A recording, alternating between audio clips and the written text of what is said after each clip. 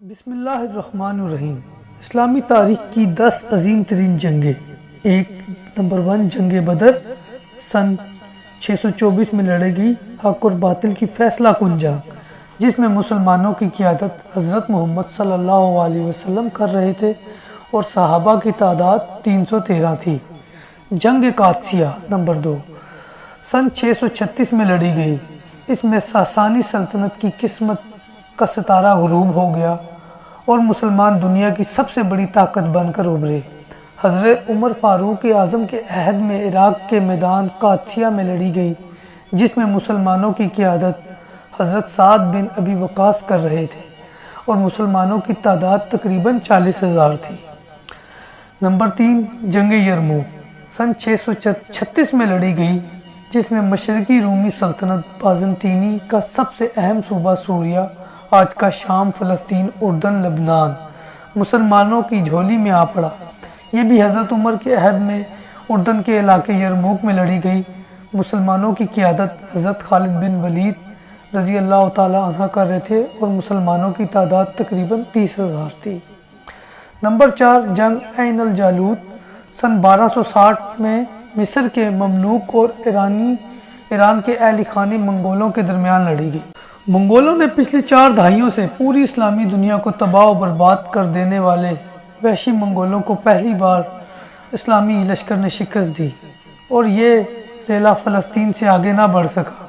مسلمانوں کی فوج کے سپہ سالار رکن الدین بائبرس تھے اور تعداد مسلمانوں کی 20,000۔ نمبر 5 جنگ ترائن دوسری سن 1192 میں ہندوستان کے راجپوت راجاؤں اور غوری سلطنت کے درمیان لڑی گئی۔ اس جنگ نے مشرقی ہندوستان کی قسمت کا فیصلہ کر دیا اور ہندوؤں کا بڑا راجا رائے پتھورا مارا گیا اور مسلمانوں نے اگلی 6 صدیوں تک ہندوستان پر حکومت کی۔ مسلم فوج کی قیادت سلطان محمد غوری نے کی اور مسلمانوں کی تعداد 80,000 تھی۔ نمبر 6 جنگ وادی الکبیر سن 711 میں لڑی گئی۔ اندلس اسپانیہ پرتگال، جو اس وقت وندال کہلاتا تھا، اسے گھات سلطنت کا خاتمہ ہوا اور مسلمانوں نے 8 صدیوں تک وہاں علم و فن کے چراغ روشن کیے، مگر آپس کی نا اتفاقی کی وجہ سے آہستہ آہستہ عیسائی دوبارہ اس پر قبضہ کرنے لگے۔ مسلمانوں کی قیادت امیر طارق بن زیاد نے کی اور مسلمانوں کی تعداد 12,000 تھی۔ نمبر 7 جنگ ملازگرد سن 1071 میں سلاجقہ اعظم اور مشرقی رومی سلطنت کے درمیان لڑی گئی۔ اس جنگ نے نہ صرف بازنطینیوں کو پچھلی 1 صدی سے عالم اسلام کی طرف بڑھتے ہوئے قدم روک دیے، بلکہ اناطولیہ، آج کا ترکی، پر پہلی دفعہ مسلمانوں کا قبضہ ہو گیا۔ فتح قسطنطنیہ کا پیش خیمہ ثابت ہوئی۔ مسلمانوں کی قیادت سلطان الپ ارسلان کی کر رہے تھے، جبکہ رومیوں کا بادشاہ رومانوس اس جنگ میں قید ہوا اور سلطان نے اسے رہا کر دیا اور مسلمانوں کی تعداد 20,000 تھی۔ جنگ نکوپولس سن 1396 میں سلطنت عثمانیہ اور یورپ کی متحدہ طاقتوں کے درمیان لڑی گئی۔ اس جنگ نے مشرقی یورپ کی قسمت کا فیصلہ مسلمانوں کے حق میں کر دیا۔ اس کو آخری صلیبی جنگ بھی کہا جاتا ہے، کیونکہ اس کے بعد یورپ میں مذہب کی بنیاد پر نہیں بلکہ قومیت کی بنیاد پر جنگیں لڑی جانے لگی۔ عثمانیوں کی قیادت سلطان بایزید یلدرم کے ہاتھوں میں تھی اور مسلمانوں کی تعداد 20,000 تھی۔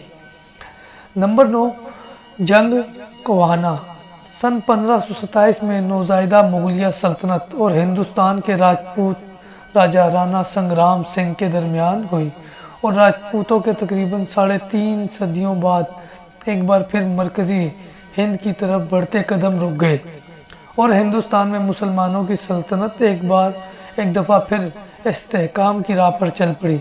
تیمور کی قیادت ظہیر الدین بابر کے ہاتھ میں تھی اور مسلمانوں کی تعداد تقریباً 30,000 تھی۔ نمبر 10 جنگ حطین سن 1187 میں فلسطین کے مقام حطین پر لڑی گئی۔ تقریباً 88 برس بعد مسلمانوں نے دوبارہ بیت المقدس پر قبضہ کر لیا اور صلیبیوں مصر اور شام کی طرف بڑھتے قدم صلیبیوں کے روک دیے۔ مسلمانوں کی قیادت سلطان صلاح الدین ایوبی نے کی اور اس جنگ میں مسلمانوں کی تعداد 20 سے 25,000 کے درمیان تھی۔ ایسی مزید ویڈیو کو دیکھنے کے لیے ہمارا channel Y T short subscribe کریں۔ شکریہ۔